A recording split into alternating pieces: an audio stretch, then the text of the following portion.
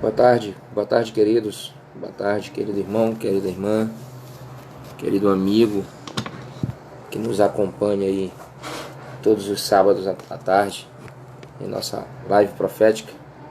Estamos aqui para mais uma, para estudarmos um pouco mais da palavra de Deus e para aprendermos um pouco mais da vontade de Deus para as nossas vidas. Nós temos estudado aí ao longo de alguns meses já o livro do Apocalipse e nós temos aprendido muitas coisas interessantes. Nós iremos ainda dar continuidade no estudo do Apocalipse, mas queremos que você compreenda que quando se trata de estudo do Apocalipse, também se inclui o livro de Daniel. E nesta tarde, essa tarde especial, eu gostaria de estudar com os irmãos o livro de Daniel. Nós temos aqui uma profecia muito significativa para aprendermos, para estudarmos, que se encontra aqui no capítulo 11 do livro de Daniel. Então, se você tem sua Bíblia aí, abra sua Bíblia no livro de Daniel, no capítulo 11, para que possamos fazer o estudo de hoje. Queridos, para quem já estuda as profecias do Apocalipse, já compreende que Daniel e Apocalipse são dois livros que estão interligados, pois um é a continuidade do outro, e eu diria que o livro de Daniel é o livro do Apocalipse do Antigo Testamento. Porém, tem profecias que estão em pleno cumprimento e profecias que ainda se cumprirão. Por isso, é um livro tão importante quanto o do Apocalipse e traz uma mensagem tão importante quanto a de qualquer outro livro para todos nós. Inclusive, no próprio livro, Daniel recebe uma instrução de que ele deve se preparar, né? Afinal de contas, as mensagens do livro são relevantes mais ainda para o nosso tempo do que para o próprio tempo de Daniel. Mas no capítulo 12, no verso 9, a Bíblia diz assim: vai Daniel, porque estas palavras estão fechadas e seladas até o tempo do fim. Então, tempo do fim, nós já estudamos aqui, já aprendemos que ele começou a ter início, né? Se iniciou de fato em 1798 e posteriormente em 1844 ele definitivamente entrou em nossas vidas e nós estamos vivendo justamente o tempo do fim. Mas antes de nós iniciarmos o estudo desta tarde, eu convido você a fechar os seus olhos para a gente fazer uma oração. Querido Pai que está nos céus, muito obrigado, Senhor, pela oportunidade que temos de estar aqui estudando a Tua Palavra. Que o Espírito Santo seja o nosso professor nesta tarde, é o que te pedimos em nome de Jesus. Amém. Queridos, Daniel capítulo 11. Antes da gente iniciar a leitura do livro, eu queria apenas colocar algumas coisas aqui que vai nos fazer compreender melhor aquilo que nós vamos estudar nesta tarde. O livro de Daniel, ele está dividido em duas partes. Ele tem a parte histórica, que compreende do capítulo 1 ao capítulo 6, e ele tem a parte profética, que compreende do capítulo 7 ao capítulo 12, embora na parte histórica existe um capítulo que traz uma profecia, que é o capítulo 2, o sonho da estátua de Nabucodonosor. Porém, vale ressaltar que o livro trata do grande conflito entre o bem e o mal, e que nesse grande conflito existem duas forças opositoras: o reino de Deus e os seus filhos, que somos nós, os cristãos, e o reino das trevas e os seus aliados, que são todos aqueles que se colocam contra Deus e que acabam sendo, de alguma maneira, tipos de anticristos, né? Porque todo aquele que se coloca contra Cristo é um anticristo. Porém, queridos, o que o capítulo 11 vai abordar é uma luta, uma batalha entre duas forças pela supremacia e pela hegemonia do mundo. E apesar de o conflito girar em torno do bem e do mal, ou em torno de Deus e do diabo, o que o capítulo 11 nos apresenta são duas facções inimigas, duas facções dominadas por Satanás, que estão em conflito. Ou seja, Satanás usando um lado e usando o outro para confundir a mente das pessoas e fazer com que as pessoas tomem partido para um dos dois lados. E com isso, as pessoas tendo em mente que existe essa batalha, que existe essa guerra entre esses dois lados, elas esquecem o principal, que é estar do lado do Senhor. Então, para algumas pessoas e infelizmente para alguns cristãos, é mais importante hoje definir de que lado desta batalha que capítulo 11 de Daniel apresenta, do que definir estar do lado de Deus ou do diabo.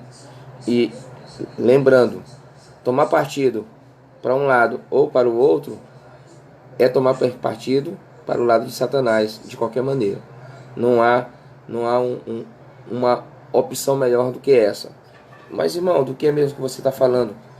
Inclusive, isso até assusta, né? Que história é essa? Que batalha é essa? Que pro lado que a gente tomar partido, a gente está do lado do inimigo? Pois bem, essa é a batalha do capítulo 11 de Daniel. E nós vamos ler agora o texto e eu vou começar a destrinchar aqui a profecia para que você possa compreender bem. Livro de Daniel, capítulo 11, a partir do verso 40. No fim do tempo, o rei do sul lutará com ele, e o rei do norte o atacará com carros, com cavaleiros e com muitos navios. Entrará nas terras e as inundará e passará. Entrará também na terra gloriosa, e muitos países serão derrubados, mas da sua mão escaparão estes, Edom e Moabe, e as primícias dos filhos de Amon. Estenderá a sua mão as terras, e a terra do Egito não escapará. Ele se apoderará dos tesouros de ouro, de prata e de todas as coisas desejáveis do Egito. Os líbios e os etíopes o seguirão. Os rumores do Oriente e do Norte, porém, o espantarão, e sairá com grande furor para destruir e aniquilar a muitos. Armará as tendas do seu palácio entre os mares e o monte santo e glorioso. Então virá o seu fim, e não haverá quem o socorra. Como de costume, né? Eu faço uma pergunta: você entendeu o que nós acabamos de ler? Você percebe que é um texto bastante simbólico e que esses símbolos eles precisam ser interpretados. Mas a suma do que lemos aqui é que existe uma batalha entre duas frentes. Uma é intitulada Rei do Sul e a outra é intitulada Rei do Norte. E esses dois reinos, o Reino do Sul e o Reino do Norte, estão travando uma batalha, uma luta. E como eu falei no início dessa live, tomar partido ou pelo Rei do Sul ou pelo Rei do Norte, você está tomando partido por Satanás, né? Quem é de Deus não toma partido nem para o Rei do Sul e nem para o Rei do Norte. Mas do que se trata de fato essa batalha? Quem seria o Rei do Sul e quem seria o Rei do Norte? O que eles representam e o que isso significa, né? Essa é a proposta do estudo dessa tarde. Pois bem, se você analisar friamente as Escrituras, a Bíblia, principalmente no Antigo Testamento, e também livros históricos que remontam dos tempos bíblicos, você vai perceber que todo escritor judeu, todo escritor que veio das 12 tribos de Israel, inclusive Daniel era um deles, eles escrevem sob a perspectiva da cidade de Jerusalém.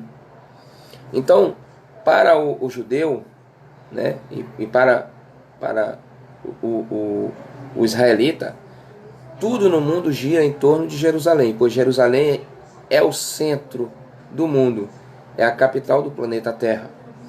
Então, a perspectiva sob a qual Daniel escreveu o capítulo, e não só o capítulo, como todo o livro, é sob a perspectiva de Jerusalém.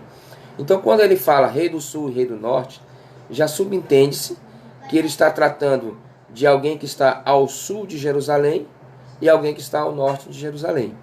Então, fica muito fácil fazermos aí essa localização geográfica para entendermos quem são esses dois inimigos. Lembrando que Rei do Sul e Rei do Norte são inimigos de Jerusalém.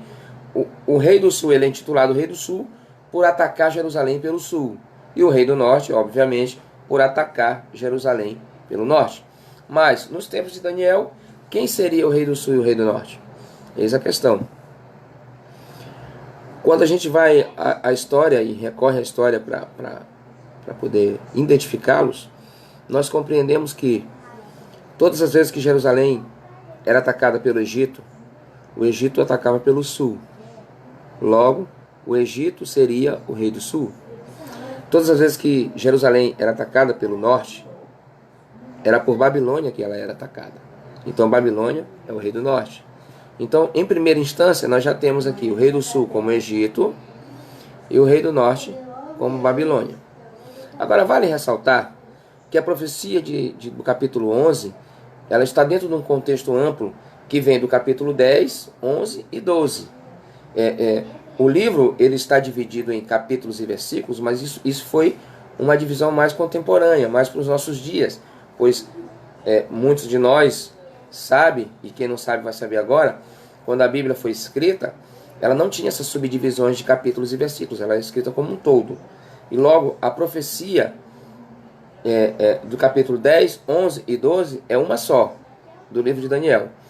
Então, quando a gente amplia esse contexto, nós vamos ver Deus falando a Daniel no verso 9 do capítulo 12, como eu já li no início, vou ler de novo. Ele diz, capítulo 12, verso 9: Vai, Daniel, porque estas palavras estão fechadas e seladas até o tempo do fim. Então, logo, as profecias do capítulo 10 até o capítulo 12, elas estão endereçadas a nós que vivemos no tempo do fim. Compreendido isto? Então vamos lá. Rei do sul, Egito. Rei do norte, Babilônia. Mesmo nós identificando o rei do sul como Egito e o rei do norte como Babilônia, ainda carecemos aprofundar mais esse entendimento. Por quê?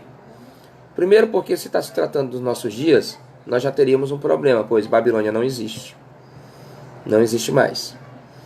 Então, quem estaria de fato guerreando em batalha por poder nos nossos dias, simbolizados por Rei do Sul e Rei do Norte, ou Egito e Babilônia, uma vez que Babilônia já não existe. Um outro agravante é que o Egito, ele até existe, mas ele não é mais uma potência, não é mais um império.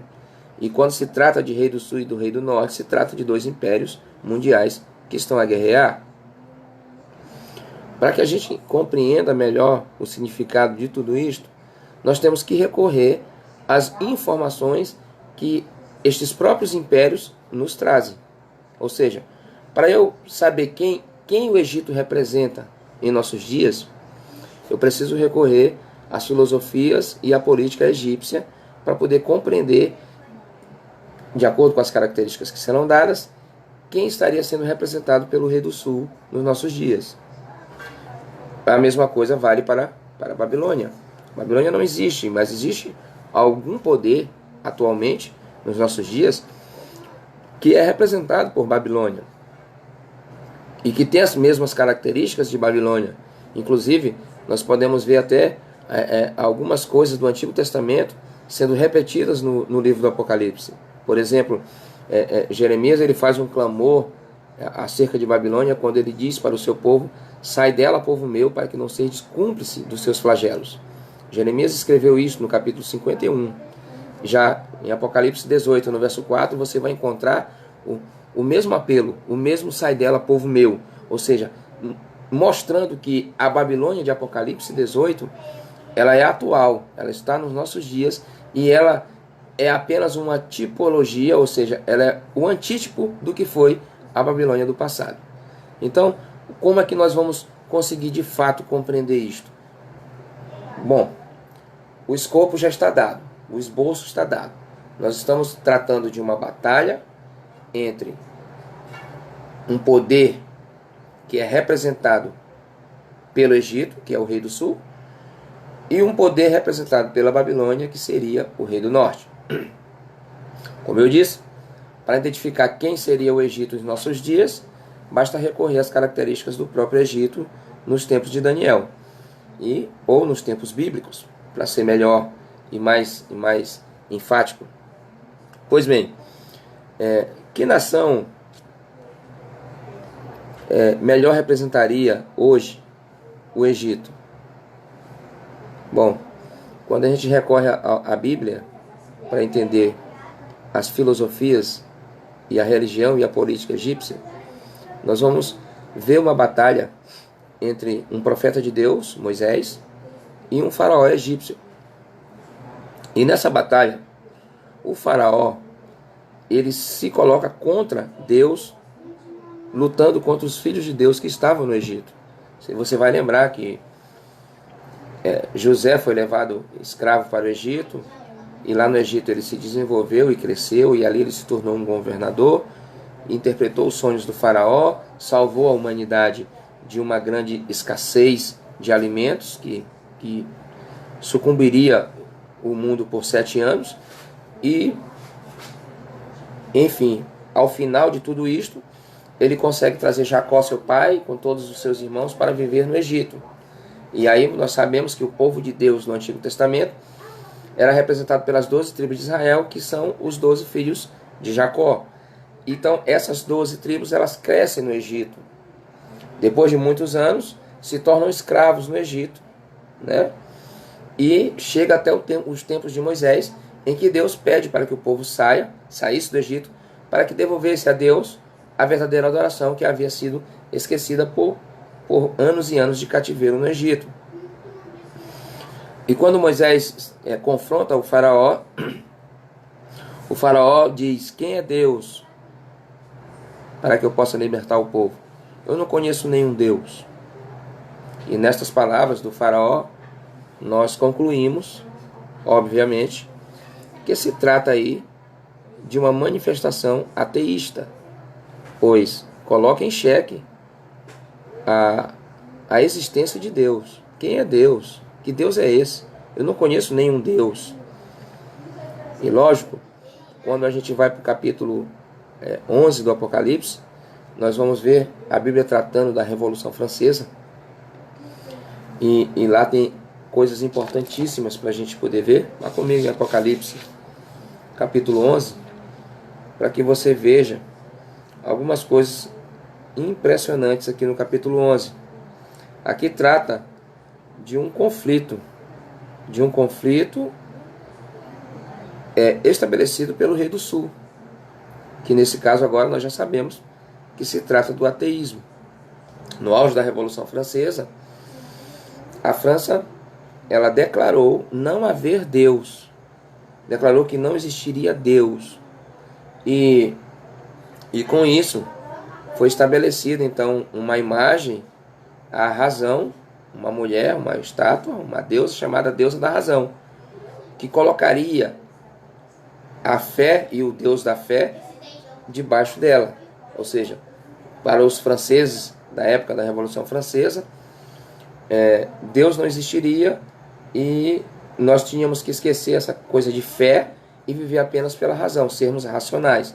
E o que posteriormente vai dar pano de manga para o racionalismo, para o marxismo e finalmente para o comunismo. Então, tudo isto faz parte do contexto do escopo do rei do sul. Porque hoje o que nós conhecemos de tudo isso é o comunismo.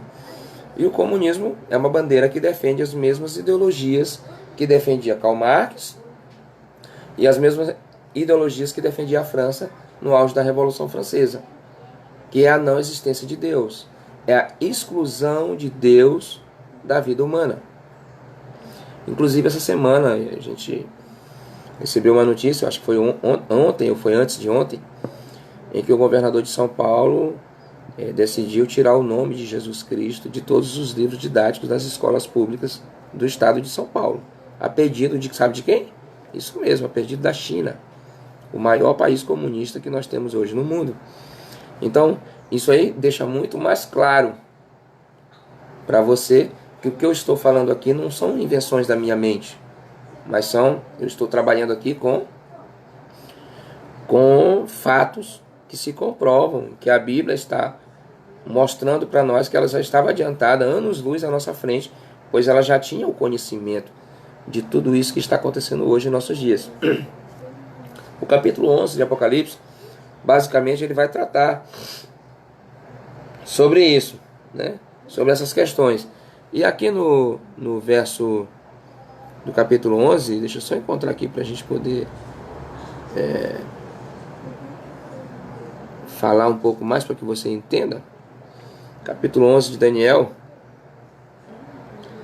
aqui fala sobre um martírio sofrido por duas testemunhas, né? E ele sofre esse martírio numa cidade chamada Egito, aqui no verso 7. A partir do verso 6, vamos ler. Capítulo 11, verso 6, Apocalipse. Estes homens, falando das duas testemunhas, têm poder para fechar o céu, para que não chova, durante os dias em que estivesse profetizando, e tem poder sobre as águas para convertê-las em sangue, e para ferir a terra com toda sorte de pragas por quantas vezes quiserem. Aqui eu não vou ter tempo para explicar agora, nós lá vamos fazer um estudo mais detalhado sobre o capítulo 11, para que vocês entendam quem são essas duas testemunhas. Não é o foco de hoje. Verso 7. Quando acabarem o seu testemunho, a besta que sobe do abismo, essa sim eu posso garantir a vocês que é a França e a Revolução Francesa, desfará a guerra e os vencerá e matará. É quando a França decreta que não existe Deus e o imperador francês faz um decreto onde todas as Bíblias que existiam na França seriam queimadas em praça pública. E muitos cristãos que não abandonaram a fé na palavra de Deus, nas Escrituras, eles foram mortos por não abandonar estas ideias que para a França eram absurdas. E o verso 7 diz: quando acabarem o seu testemunho, a besta que sobe do abismo, a França, desfará a guerra e vencerá e matará. E os seus corpos ficarão expostos na praça da grande cidade, que espiritualmente se chama Sodoma e Egito, onde o seu Senhor também foi crucificado. Veja só. A cidade que espiritualmente se chama Sodoma e Egito. Qual foi o país onde aflorou toda espécie de libertinagem, de imoralidade sexual, de idolatria e ateísmo no mundo contemporâneo? Já está respondida, né? A França revolucionária.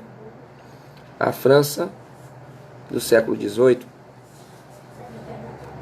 no auge da Revolução Francesa, ali o imperador Napoleão Bonaparte, seu general Berthier e todos os seus comandados,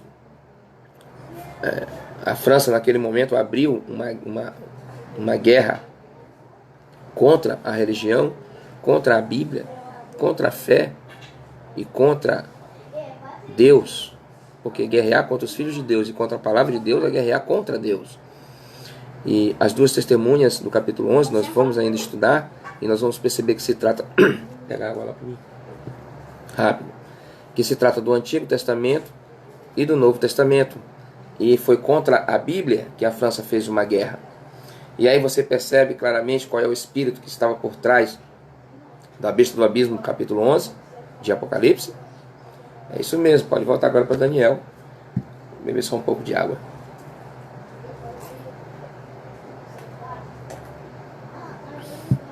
Se trata do mesmo espírito que está por trás do rei do sul, do capítulo 11 de Daniel. Então, dito isto, já sabemos então que o rei do sul se trata do ateísmo, só que há um detalhe. O ateísmo aqui estaria lutando contra o rei do norte. E sabe quem é o rei do norte aqui? É isso mesmo. Se o rei do norte nos tempos de Daniel era a Babilônia, o rei do norte, ele é alguém que tem as mesmas características representadas e chamadas como a própria Apocalipse chama no capítulo 18, a Babilônia espiritual, e no capítulo 17, a Babilônia, a grande mãe das meretrizes. E se nós formos aprofundar, e nós não vamos ter tempo para isso hoje, porque nós temos aí cerca ainda de uns 20 minutos apenas, o rei do norte é o papado romano hoje. Então nós temos aqui uma luta, uma batalha entre o ateísmo e o papado romano. O rei do norte, a Babilônia, ela é representada no capítulo 17 e no capítulo 18. Nós já estudamos o capítulo 17 estudamos também o capítulo 13 e nós identificamos Babilônia em Apocalipse como sendo o papado romano por algumas características que são dadas tanto no capítulo 13 quanto no capítulo 17. Se você não lembra, você pode recorrer na minha timeline aí e buscar os vídeos passados que foram feitos, estão todos aí na ordem, e você vai poder rever, ou quem não viu vai poder ver pela primeira vez e entender como foi que chegamos a essa conclusão de que Babilônia espiritual se trata do papado romano. Então, podemos reler aqui os versos do Daniel 11, que agora fica mais fácil de compreender, não é verdade? Vamos lá, verso 40, Daniel 11. No fim do tempo, nos nossos dias, né, o rei do sul, agora já sabemos que é o ateísmo, lutará com ele. Com ele quem? Com o rei do norte, né? E o rei do norte o atacará com carros, com cavaleiros e com muitos navios. Entrará nas terras e as inundará e as passará. Então aqui está se tratando de uma batalha entre o rei do sul e o rei do norte. E óbvio, no verso 40 já diz que o rei do norte vencerá, né? Aqui diz que o rei do norte atacará com carros, com cavaleiros e com muitos navios, entrará nas terras e as inundará e as passará. Então ele vence. Ele vence. E você percebe isso no verso 42. Ó. Estenderá a sua mão às terras e a terra do Egito não escapará. Ou seja, o Egito vai perder. 43. Ele se apoderará dos tesouros, do ouro e da prata e de todas as coisas desejáveis do Egito. Está vendo? O Egito vai sucumbir diante do catolicismo, diante do papado romano. Mas, irmão, quer dizer então que a comunidade dos ateus, a comunidade mundial ateísta, vai abrir uma guerra, uma batalha contra a Igreja Católica Romana, é isso? Não, não é isso. O que nós precisamos compreender aqui é que essa batalha é uma batalha que não há derramamento de sangue. É uma batalha que ela é quase que invisível aos olhos de muitos, mas muita gente está com os olhos bem abertos e está percebendo. Eu posso afirmar a você que esta batalha que nós estamos lendo aqui nos versos 40 ao 45, ela está em pleno cumprimento. Nós estamos vendo com os nossos próprios olhos o embate entre o rei do sul e o rei do norte. O que nós estamos vendo aqui nesses versos é que o rei do norte vai derrotar o rei do sul, mas sem usar da força, sem usar de armas. Se você analisar, os versos falam de uma batalha entre duas forças e em momento nenhum você lê derramamento de sangue, você lê morte. É porque não há derramamento de sangue e não há morte. Essa é uma batalha político-religiosa. Afinal de contas, um lado defende o ateísmo e o outro lado defende, entre aspas, o cristianismo. E para que haja uma batalha de duas forças, de dois poderes, é preciso haver poder político. E ambos têm poder político. Se não fossem poderes políticos, não estariam em franca batalha. Apesar do rei do norte aqui ser representado pelo papado romano, ele não deixa de ser chamado de rei do norte. Então é um poder político. E nós sabemos que o papado é um poder político. Que o Papa é o monarca do Vaticano. Então o Vaticano não só é uma força religiosa, como uma força política. E o Vaticano, aliado aos Estados Unidos, se torna um grande império político-religioso, que nós já estudamos no capítulo 13 de Apocalipse. Então, neste caso, quem seria de fato o rei do sul? O rei do sul, para ser rei do sul, para ser um poder que guerreia contra o papado, ele precisa ser personificado. Ele precisa ganhar corpo. E como eu já falei, nós vimos vestígios da Revolução Francesa no Rei do Sul, que de fato é, É óbvio que é um poder político ateísta. E nós estamos tratando aqui então de quem? Do socialismo comunista ou do comunismo socialista, como queira. Então nós estamos tratando aqui de uma batalha político-religiosa entre o comunismo socialista, que é intitulada nos nossos dias como a esquerda, e o cristianismo católico romano, e com todos os seus aderentes, que é intitulada hoje como a direita cristã. Então, aqui é uma batalha política entre esquerda e direita, direita cristã, que fique bem claro. Então, nós estamos vendo aí um choque. O capítulo 11, o verso 40, ele inicia dizendo que no tempo do fim, o rei do sul lutaria. O rei do sul tentaria, em suas estratégias, o domínio mundial. E aí, como nós já identificamos aqui como comunismo socialista, nós podemos identificar claramente o ateísmo. Porque o rei do sul, nos nossos dias, no tempo do fim, como diz o verso 40, ele promoveu a não existência de Deus, quando ele proíbe que sejam feitos cultos, orações e leituras da Bíblia nos locais públicos, nas escolas, inclusive. Quando ele declara uma doutrinação que é antibíblica, como a questão do legalismo de drogas, do aborto, do feminismo e de todas as vertentes de esquerda que são contrárias ao cristianismo. Mas a esquerda é muito bem camuflada e desenhada quando você percebe que ela defende, entre aspas, a igualdade, né?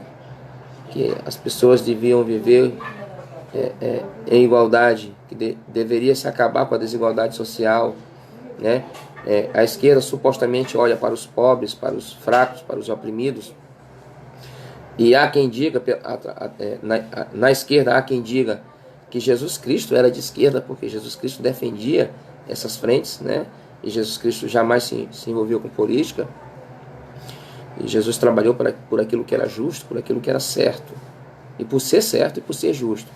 Jesus não se utilizava de ferramentas para impor nenhum tipo de doutrinação. O que a esquerda bem faz é se utilizar desses artifícios de estar defendendo os direitos dos mais fracos, dos pobres, dos discriminados e tudo, mas indiretamente não é isso que eles estão defendendo de fato. Eles têm outros interesses por trás, interesses espúrios. E quando você olha para impérios socialistas no mundo, você percebe claramente que apenas os líderes usufruem de todo luxo, de todo glamour e de todo dinheiro, enquanto seus súditos, a população dos países, estão aí fadadas à fome, à miséria, né? A gente pode olhar para Cuba, para Venezuela e para outros países comunistas e perceber isso claramente. Apenas os líderes, os grandes ditadores, é que retém toda a fortuna dos países e vivem no luxo, enquanto que os seus súditos, os seus subordinados, vivem numa miséria total. Inclusive o Brasil, nos últimos anos, foi invadido aí por uma avalanche de venezuelanos que não aguentavam mais viver sob o regime comunista. Então hoje está muito claro que existe uma batalha mundial entre o regime comunista e o regime capitalista, que, em outras palavras, comunismo e direita cristã, a esquerda comunista e a direita cristã. Então, hoje, o rei do sul é representado pela esquerda comunista e o rei do norte pela direita cristã. Percebe? Agora, o que fica mais interessante de tudo isso é que no início dessa live eu mencionei a você que se posicionar de um lado ou do outro estaria se posicionando do lado de Satanás, lembra? Pois bem, mas irmão, se a direita é cristã, como é que eu estaria me posicionando do lado de Satanás se eu tomar partido pro lado direito? Bom, a direita ela é supostamente cristã. O cristianismo da direita ele é dominado pelo catolicismo romano, pelo papado. E o papado, nós sabemos que ele atacou diretamente a lei de Deus.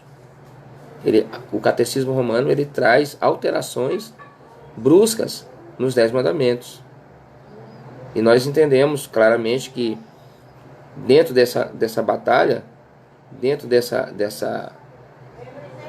desse conflito todo, nós vamos ver aí duas frentes políticas se degladiando pela hegemonia, pelo poder, mas que nenhum nem outro defende de fato a vigência da lei de Deus, os 10 mandamentos. Então é óbvio que nenhum dos dois estão de fato ao lado de Deus. Cleiciane de Lima, de saudade de você e de suas pregações de profecias. Oh, que bom que a gente deixou saudade por aí, né? Que bom. Pois bem, então aqui nós temos um confronto político-religioso que está em pleno cumprimento. Nós estamos vendo hoje. Tudo o que está envolvendo o mundo hoje está em torno justamente desta batalha entre a esquerda comunista e a direita cristã, o rei do sul e o rei do norte. Você percebe? E o mais interessante de tudo é que os versos do 40 ao 45 declaram claramente que a direita cristã vai vencer essa batalha. Mas como visto, sem derramamento de sangue. E eu acabei de ler um link, eu posso até disponibilizar aqui nos comentários depois que eu fizer a live, para você ler. Um link em que o papado romano se coloca, o Papa Francisco falou nessa sexta-feira da importância de se lutar pelos mais fracos, pelos oprimidos, pelo direito de igualdade social, né? Pelo desfavorecimento dos ricos em favor dos pobres, né? E para lutar por um planeta mais igual, mais igualitário, né? Onde as finanças poderiam ser redistribuídas. E o que seria isso, se não uma filosofia comunista? Não é o comunismo que defende justamente isto? E por que isto está sendo proferido da boca do maior líder do rei do norte, uma vez que ele é inimigo do rei do sul? Lembra que a batalha não envolve sangue? A batalha ideológica é uma batalha em que o rei do sul será derrotado pelo rei do norte, não porque perde as forças, mas porque sucumbe ao rei do norte. O rei do sul vai sucumbir ao rei do norte. O rei do norte vai conseguir trazer para debaixo das suas asas a tudo e a todos. Se você recorrer a Apocalipse capítulo 13, você vai perceber isso claramente. Se você vai no capítulo 16, nos versos 13 e 14, você vai perceber que haverá um grande ecumenismo e um grande ecumenismo também. Haverá uma grande união e um grande estabelecimento de uma nova ordem mundial, de um único governo, um governo global, um único banco, um banco mundial, uma única moeda e um único líder para o mundo inteiro. As coisas estão rumando para isso. E é assim que o rei do sul vai perder para o rei do norte. Não porque perdeu a batalha em si, uma batalha sangrenta, mas porque vai sucumbir ao rei do norte. Vai se aliar, vai se unir e vai acabar sendo derrotado. Mas por que isso acontece? Os próprios textos diz que ele vai, no verso 43, falando do rei do norte, ele se apoderará dos tesouros, do ouro e da prata e de todas as coisas desejáveis do Egito. Amigos, Roma é uma nação, o Vaticano é riquíssimo, tem muito poder econômico. Se aliando aos Estados Unidos, então, se torna uma mega potência. E é óbvio que, economicamente falando, ninguém pode lutar contra esses dois estando unidos. E militarmente falando, belicamente falando, nós sabemos que os Estados Unidos é a maior potência do mundo. E o capítulo 13 aponta para os Estados Unidos como sendo o braço direito de Roma, vai impor os seus intentos, vai fazer uma imagem de Roma para que todos adorem, que é então a chamada imagem da besta, e a marca da besta, que será uma marca de autoridade humana, romana, e não de Deus. E o que nós estamos vendo aqui é o que está acontecendo nos nossos dias. Nós estamos vivendo esta batalha. O comunismo está tentando entrar nas entranhas das nossas famílias, das nossas casas. Estão ensinando coisas grotescas para os nossos filhos nas escolas. A pedofilia está a ponto de ser liberada e não será mais considerada como crime. A gente tem visto isso aí. Está passando na televisão todos os dias. Nós estamos vendo uma esquerda que prega uma libertinagem total, a liberação total do sexo, das drogas e de todas essas ideologias que são contrárias à lei de Deus e à vontade de Deus. E isso tem causado, de uma certa forma, indignação àqueles que defendem a família tradicional. Indignação àqueles que defendem os princípios judaico-cristãos, os princípios bíblicos. E aí você percebe o engodo de Satanás? Ele põe de um lado a direita que defende, entre aspas, o cristianismo, e do outro lado a esquerda que defende o ateísmo, e com todas essas ideologias satânicas que causam nojo em nós. E nós, se não tivermos de olhos abertos, se não estivermos vigiando, como disse Jesus, fatalmente teremos a tendência de escolher a direita cristã por defender valores judaico-cristãos, por defender a família tradicional. É óbvio que a direita cristã é a que mais se assemelha ao cristianismo puro e verdadeiro. Se assemelha, mas é uma falsidade. Nós não temos escolha. Aliás, nós temos uma escolha. Eu queria encerrar essa live de hoje falando para você de um texto bíblico bastante conhecido, de uma história bastante conhecida, que envolve política e religião. Certa feita, alguns homens, para experimentar Jesus, perguntaram assim: mestre, a quem devemos pagar impostos? Lembra? É uma pergunta política. Imposto tem a ver com política. Jesus então pede que eles lhe dê uma moeda, e ele pega aquela moeda e olha os dois lados da moeda, as duas faces da moeda. Então ele faz uma pergunta a eles: o rosto de quem é que está exposto nesta moeda? E aí eles disseram: o de César, ou seja, poder político. Então Jesus faz total separação entre religião e política. Jesus separa completamente política de religião quando ele diz: então dê a César o que é de César, a política, e dê a Deus o que é de Deus, a religião. Então Jesus não se envolveu em política. Jesus ficou alheio. Jesus, na Bíblia, não vai mostrar de forma alguma Jesus se manifestando a favor de partidarismo político, de nenhuma frente política. Jesus sempre se manteve alheio. Os olhos de Jesus estavam fixados nos céus.